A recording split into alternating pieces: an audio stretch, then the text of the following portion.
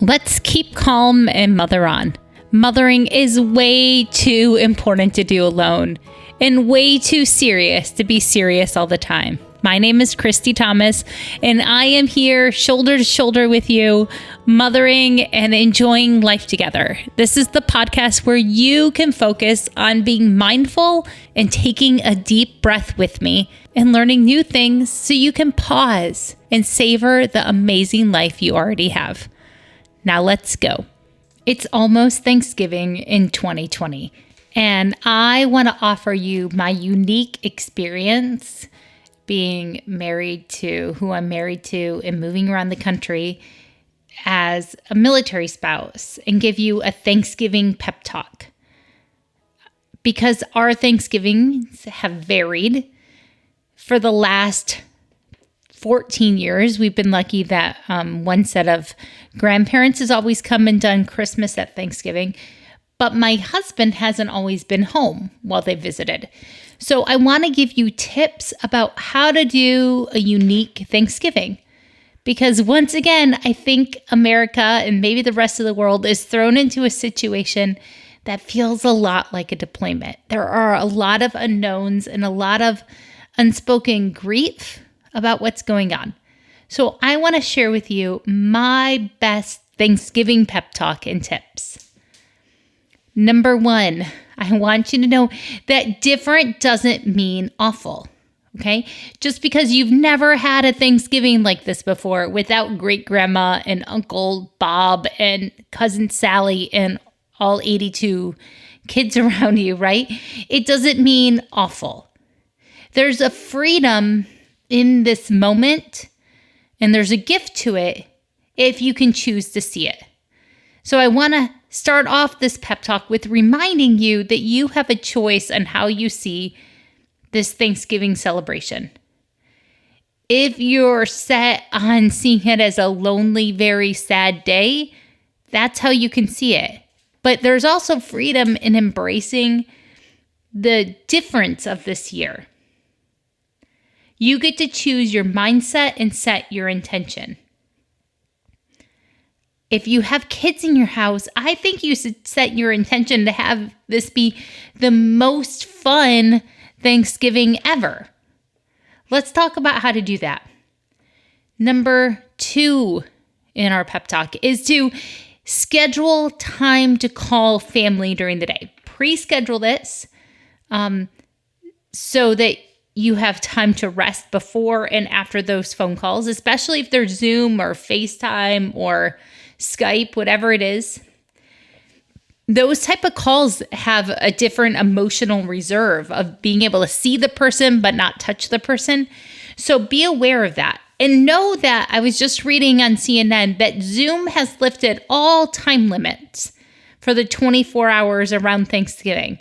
So if you have a free Zoom account, you can Zoom longer than the traditional 40 free minutes, which is great.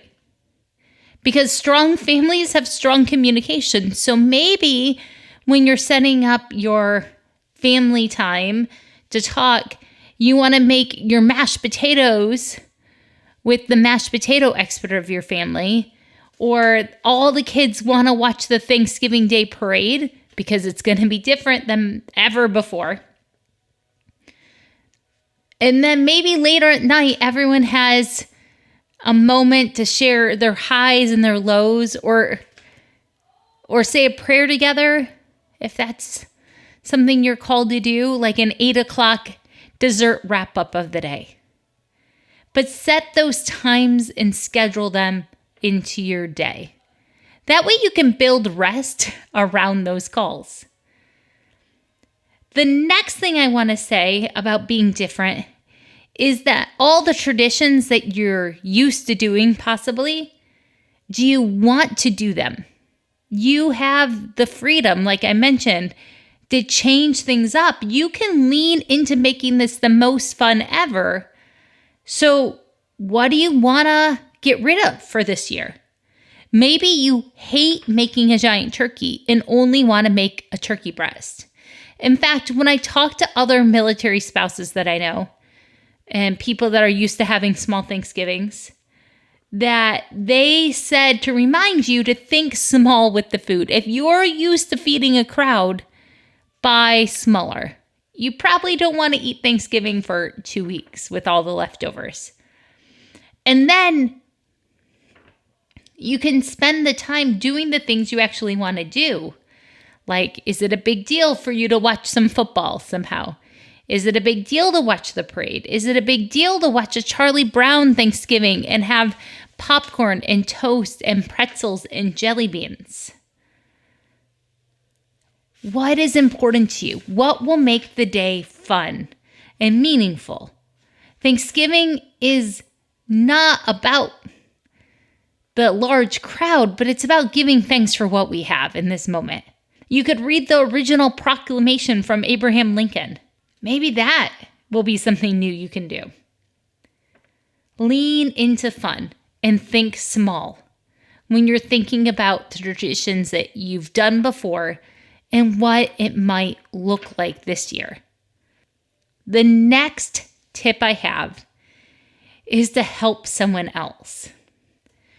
Maybe during the lead up to Thanksgiving, if your public schools have the days off, or if you're homeschooling and taking a break week, maybe you can make some Thanksgiving handprint turkeys, like I've said before, and hand them out to people. Maybe you can donate food to the food pantry. You know, that extra food that you were thinking small and that you're not going to make as much? Maybe you can donate the things extra to a food pantry. Maybe you can leave chalk drawings at the end of driveways of people you love. Early on in the pandemic, a high school friend of mine who lives in the same neighborhood as my parents wrote I love you note from my kids to their grandparents for me at the end of their driveway. It made all of us tear up. You could do that again. You could reach out to, Jane and Greg's grandkids if you have an older couple across the street. Or their kids, right? If you know them, if you happen to find them on Facebook, come on. We know you can probably do it. And reach out and say, I want to give you a gift. Can I write your parents a note on their driveway? Be creative. How can you help someone else?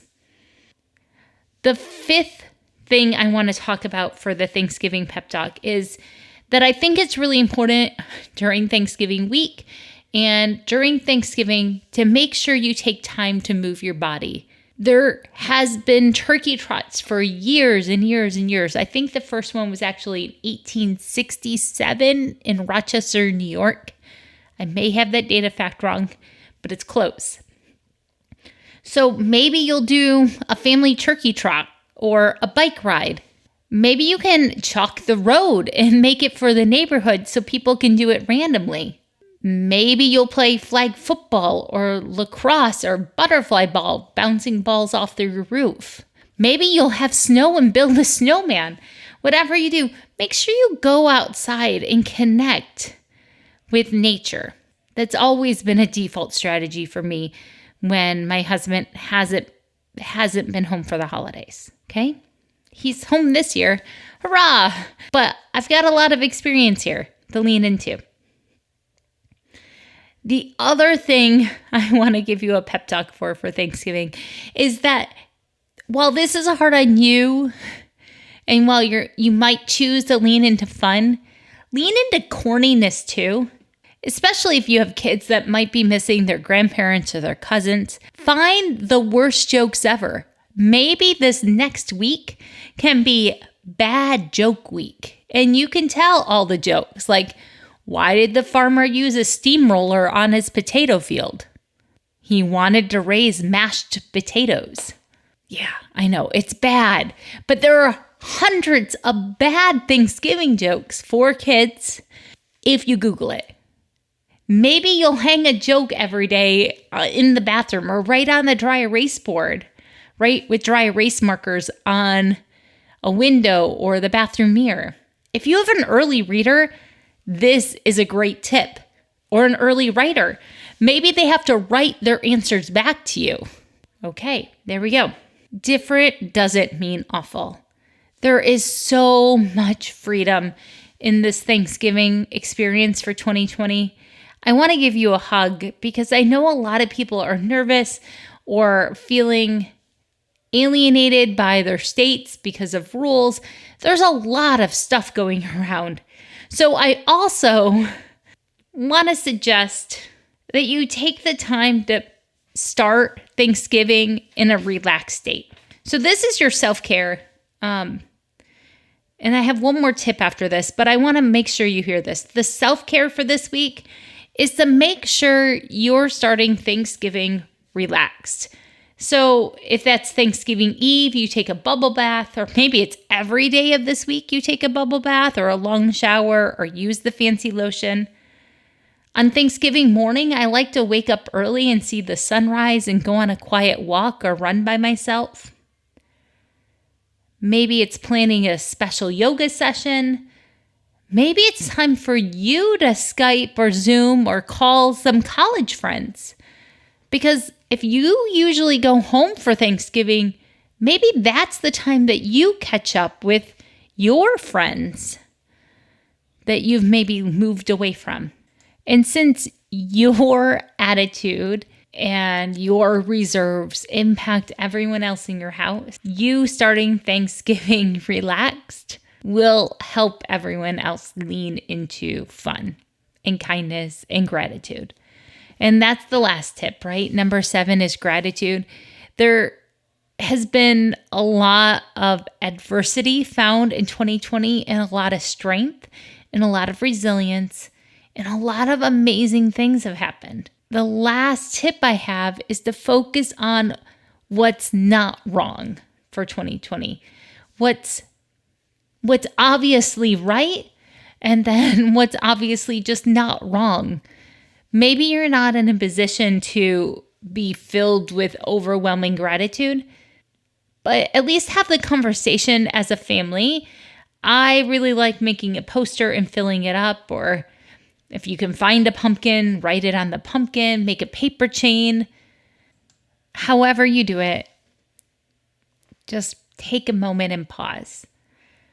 Because I'm glad that you're still here with me. If you need more inspiration, I'm going to rattle off a couple episode numbers that I want you to go find. It's a big deal. This podcast just turned 2 years old. Hurrah! So you might not have listened to everything. In the show notes, I will link this. Episode number 3 that I did was all about how to plan for the holidays. Episode 55 was with Dr. Rebecca Hirschberg and about tantrums and holiday expectations and being clear with our kids. Episode 49 was with Natalie Steinberg and all about giving. And then episode 52 is a special episode that I'm remembering today that I recorded last year this time because there was a big loss of an 8th grader in my community. So I recommend that because 2020 is hard, I want to make sure that we're reaching out and talking about suicide and self-harm and making sure we're aware and being a beacon of love and a light for others. We have to have these hard conversations sometimes. And with the loneliness of 2020, it seems important to mention again. Now, your family play idea for this episode. Remember, your self-care is to think of ways that you can be relaxed all week long. Little, tiny activities that can keep you relaxed so you can be the beacon and the thermostat of leaning into fun in this new traditions. Now, for the family play idea, I have a song called the Thanksgiving Wobble that I found on YouTube.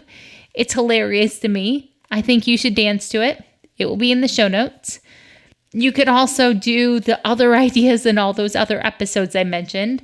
Have a Charlie Brown Thanksgiving, play some Minute to Win It games. We have a big Thanksgiving game tournament. I like doing freeze dance and this ridiculous turkey Thanksgiving Wobble song. I am so glad you're here.